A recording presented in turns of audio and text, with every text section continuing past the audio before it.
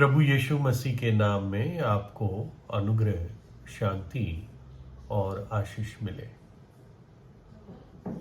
अब जैसे टेक्नोलॉजी बढ़ती जा रही है तो हम लोगों के चेहरे को कम देख रहे हैं। उदाहरण के लिए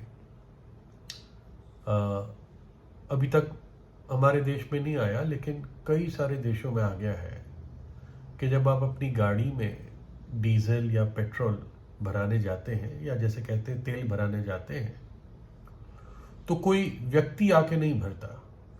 आपको खुद गाड़ी से उतरना है और अपना क्रेडिट कार्ड डालना है, जिप कोड पूछता है वो एंटर करना है, और बस उस होस को, पाइप को या पंपे को लेकर फिलिंग शुरू करनी है, और वो आपको पैसा और लीटर या गैलन दिखाता रहता है।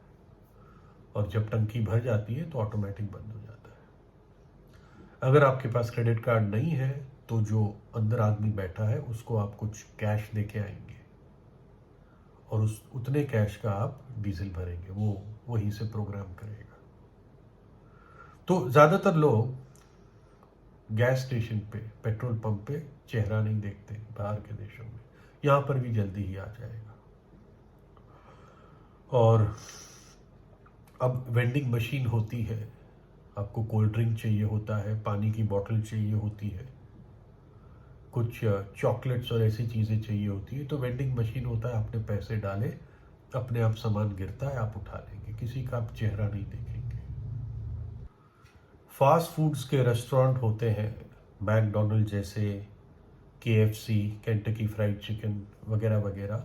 यहाँ पर भी जब आप ऑर्डर देते हैं तो सिर्फ एक स्पीकर और माइक होता है, वहाँ पर आप ऑर्डर बोल देते हैं, फिर एक खिड़की पे जाते हैं और कोई एक व्यक्ति आपको सामान पैक करके गाड़ी गाड़ी में ही दे देता है।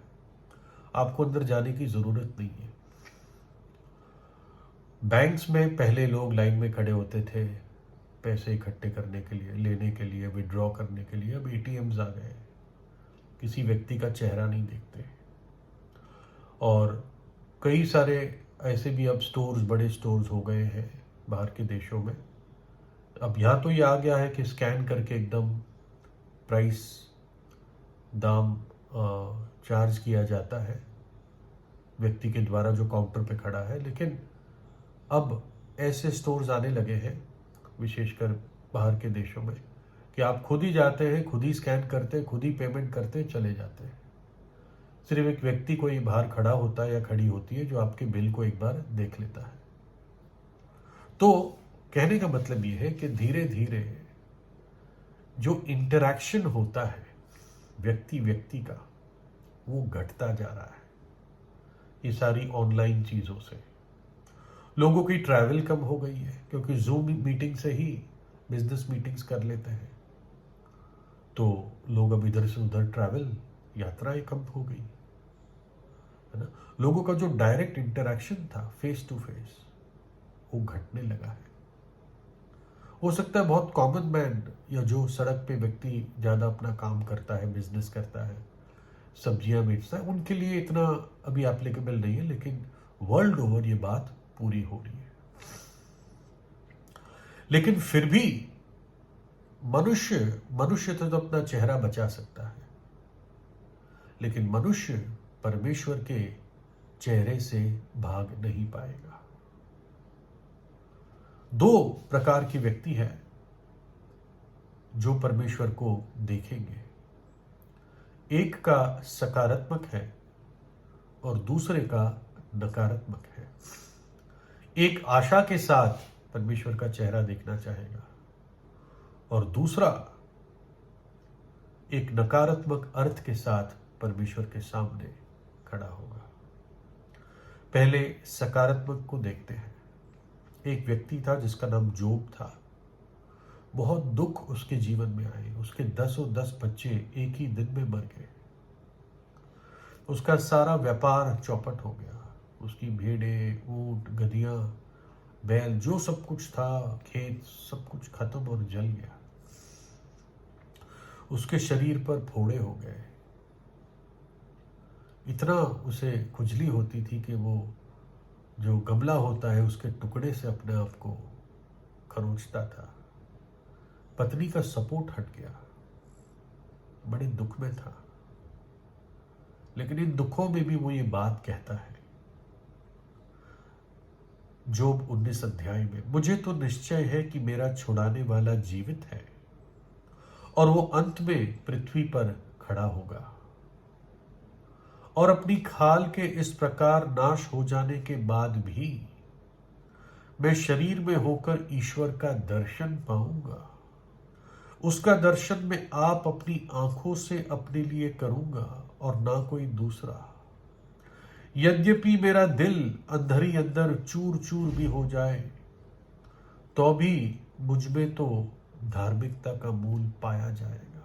तो ये कहता है मैं अपनी आंखों से शरीर में परमेश्वर को देखूंगा।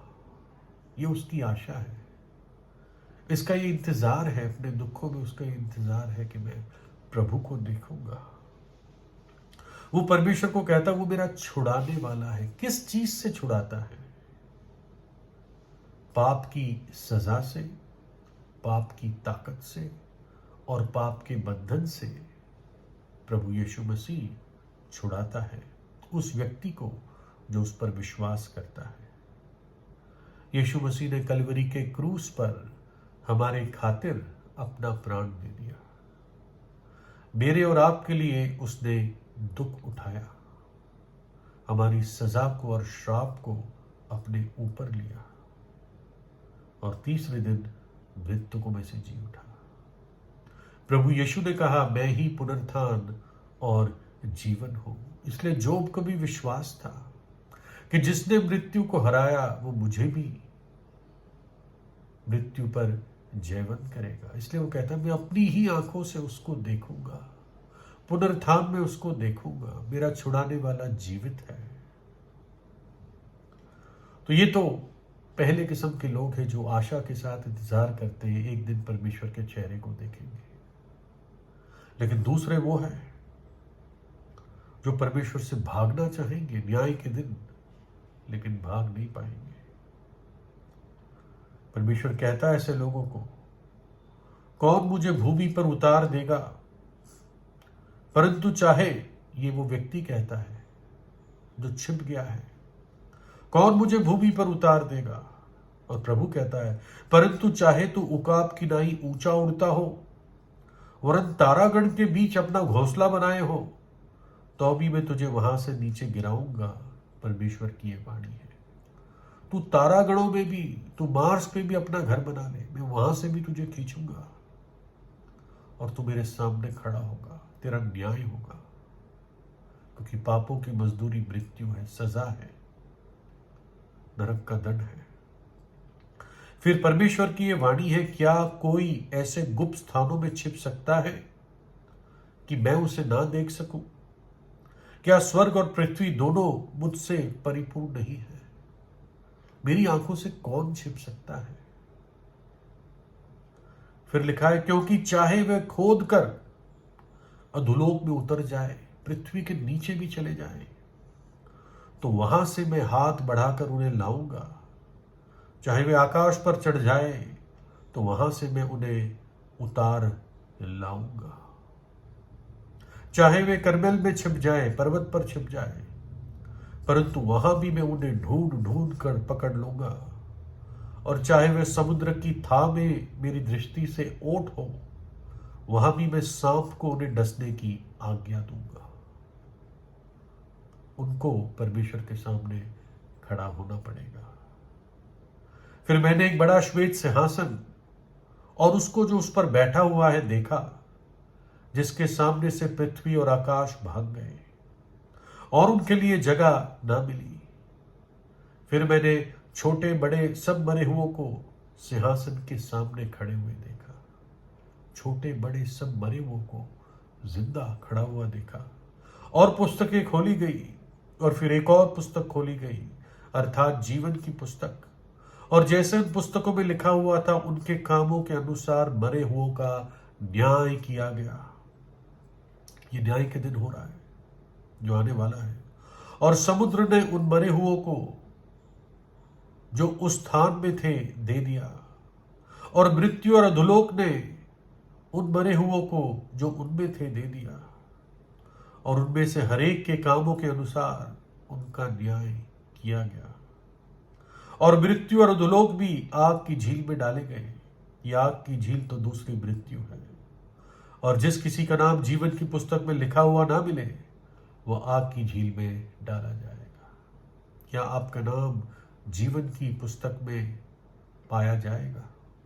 जो पाप में मरेगा उसका नाम काट दिया जाएगा, लेकिन जिसको पापों की क्षमा प्राप्त होगी उसका नाम बना रहेगा। और प्रभु यीशु पापों की क्षमा देने के लिए आया। इसलिए परमेश्वर की आज्ञा है हर मनुष्य हर जगह अपने पापों से पश्चाताप करे और परमेश्वर के पुत्र प्रभु यीशु पर विश्वास करके अनंत जीवन पाए। तो प्रभु यीशु से प्रार्थना कीजिए। प्रभु यीशु आपको आशीष दे।